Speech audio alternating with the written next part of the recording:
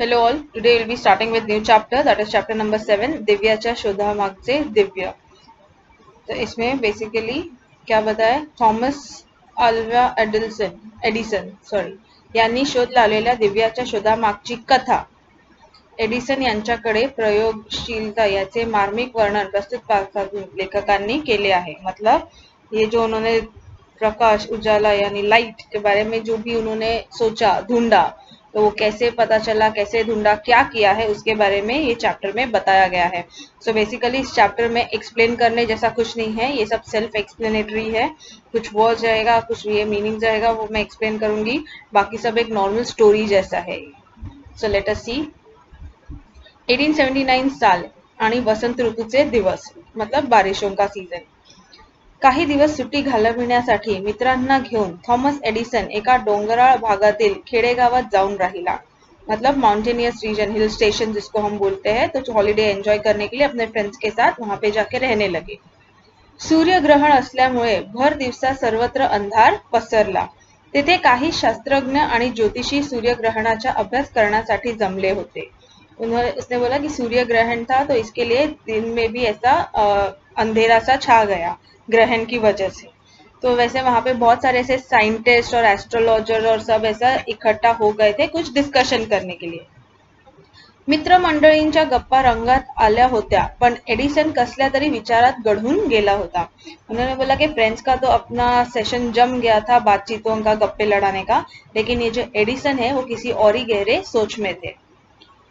त्याच्या एका मित्राने सहजपणे विचारले, काय एडिसन साहेब, कसल्या एवढ्या विचारात गडलात? त्या अंधारावर मात करण्याचा प्रकाश देणाऱ्या वस्तूची शोधाची कल्पना तर नाही ना तुमच्या डोक्यात? असले काहीतरी वेगळं विचार नेहमीच तुमच्या डोक्यात येतात. तो उन्होंने बोला, क्या एडिसन सर किस ऐसे गहरे सोच में पड़े हुए हो? ऐसे मतलब इतना अंधेरा छाया है, तो उस अंधेरे को दूर करने के लिए रोशनी कहाँ से लाए, कैसे लाए, ऐसा कुछ आइडिया तो खुराफाती नहीं चल रहा है ना दिमाग में? क्योंकि ऐसा सब अनोखा चीज ढूंढने का, करने का आइडिया आपके दिमाग में हमेशा ही आता रहता है. मला वेगळं म्हणा किंवा काहीही म्हणा, पण खरेच नेमकं असाच विचार माझ्या डोक्यात आता आला आहे. उसने बोला, मुझे पागल समझो, स्टूपिड समझो, कुछ भी समझो, लेकिन सच में मेरे दिमाग में ये चीज चल रहा है. मी अशा काहीतरी प्रकाश देणाऱ्या वस्तूचे शोधात आहे की जी किंमताने कमी असेल, पण सामान्य माणसालाही रोजच्या जीवनात तिचा उपयोग होईल. उन्होंने बोला कि मैं ऐसे सोच में हूँ कि ऐसा कोई प्रकाश देने वाला चीज बनाऊं या ढूंढूं, कुछ तो करूं जो कम कीमत में ही सही लोगों को अवेलेबल हो और उनको डेली यूज के लिए चल जाए. एडिसनच्या मित्रांनी फारसे गंभीरपणे मनावर घेतले नाही. उनके फ्रेंड्स ने उनकी ये बात को ज्यादा कुछ ऐसा सीरियसली लिया नहीं. बऱ्याच जणांनी तर ते हास्य विचाराची नेले. मतलब हंसण्यावरचेच नेले. मतलब होता है कि बहुत लोगों ने उसको सिर्फ जोक्स में टाल दिया, मस्ती में टाल दिया. तुम्हाला ही थट्टा वाटते, पण हातच्या कंकणाला आरसा कशाला? उसने बोला कि तुमको ये मजाक लग रहा है, ठीक है, बट बोलते ना हाथ आरसी को कंगन, हाथ कंगन को आरसी क्या, ऐसा हिंदी में है. वही मुहावरा यहाँ पे यूज किया है कि जब मुझे पता है क्या करना है, तो मुझे लोगों का सुनने का जरूरत क्या है. माझ्या मनातील कल्पनेप्रेमाने असणारी वस्तू शोधण्याचे आव्हान मी स्वीकारले आहे. उन्होंने बोला कि मेरे मन में जो ऐसा आया है, जिसका मैंने दृढ़ निश्चय किया है, उसको ढूंढने के बारे में मेरा तो फिक्स हो गया है. एडिसन अगदी सहजपणे बोलून गेला. एखादी कल्पना मनात आली की त्याचा सतत पाठपुरावा करणे हे त्याची वैशिष्ट्य होते. उन्होंने बोला कि मैंने डिसाइड किया है तो मैं करके रहूंगा. और अगर एक बार उन्होंने ठान लिया, कोई चीज उनके मन में बैठ गया, तो उसका हमेशा वो रिविजन, जिसको बोलते हैं रिविजन इन द सेंस, यहाँ पे ऐसा रेफर किया कि उसके पीछे ही पड़ जाते हैं फिर, जब तक वो काम पूरा ना हो वैसा. एडिसनने आव्हान स्वीकारले खरे, पण हे काम वाटते तितके सोपे नव्हते. कृत्रिमरितीचा प्रकाश निर्माण करण्याचे व रात्रीच्या दिवसात रूपांतर करण्याचे यापूर्वीही काही प्रयत्न झाले. सर हम्फ्रे डेव्ही यांनी खाणीमध्ये वापरण्यासाठी एक कामांधार दिवा तयार केला होता. त्यात वीज वाहून नेणाऱ्या तारांच्या टोकांच्या कार्बनचे म्हणजे कोळशाच्या पदार्थाचे तुकडे जोडले होते. तारांची कार्बन जोडलेली टाके जवळ आणली की त्यातून झगझगीत प्रकाश निर्माण व्हायचा. उन्होंने बोला कि ये जो उन्होंने चैलेंज स्वीकारा, लेकिन वो कुछ ऐसा सिंपल टास्क नहीं था। इससे पहले भी बहुत लोगों ने ट्राई किया। इन्होंने जो यहाँ पे बोला कार्बन के थ्रू ऐसा कोल यूज करके, ये यूज करके तारों के प्रकाश से ऐसा बिजली डालने का अंदर ट्राई किया था, तो उससे थोड़ा बहुत ऐसा निर्माण होता था बिजली वगैरह। दरवेळी कार्बनचे तुकडे जळून प्रकाश निर्माण करणे हे काम खर्चिक होते। मतलब हर बार कार्बन के जो टुकड़े रहते हैं वो जलाकर प्रकाश निर्माण करना, यानी वो जलाकर उस पे रोशनी पड़ेगी, वो जलेंगे तब जाके घर में रोशनी आएगी, ऐसा करना बहुत खर्चा पड़ जाता था उसका। त्यातून निर्माण होणारा विषारी वायु हा ही धोखादायक होता। अभी हमको पता है कि वो कार्बन जल गया तो उसके लाइट भले ही मिल रहा हो, लेकिन उसकी वजह से जो गैसेस रिलीज होते हैं तो वो बहुत पोल्यूशन क्रिएट करता है, which is not good for health.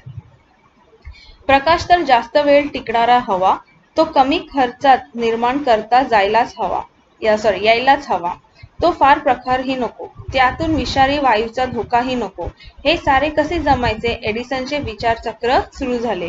तो उसने सोचा कि ऐसा कुछ नहीं होना चाहिए, ज्यादा से ज्यादा लाइट आना चाहिए, कम से कम खर्चा होना चाहिए, पोल्यूशन भी नहीं होना चाहिए और लोगों का फायदा भी होना चाहिए। ये सब उनके दिमाग में दौड़ने लगा। कोणताही नवा शोध एकाएकी लागत नाही। निरीक्षण, अनुमान, प्रयोग, पुन्हा पुन्हा प्रयोग करणे हे चक्र सतत चालू असते।